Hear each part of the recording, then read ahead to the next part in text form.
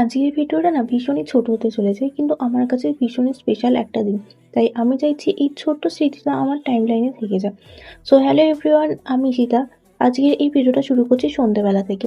ওই সন্ধ্যে 7টা নাগাদ বাপির সাথে বেরিয়ে পড়েছিলাম, আর যেতে যেতে রাস্তায় দেখতে পেলাম আমাদের এখানে রথটা।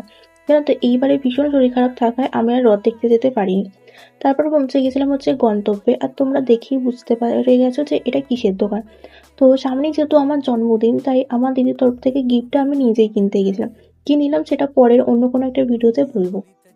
আমি বাড়ি থেকে অন্য একটা ডিজাইন দেখে গেছিলাম, কিন্তু দোকানে যেহেতু অনেক রকম ছিল তাই সেখান থেকে নিয়ে নিয়েছি।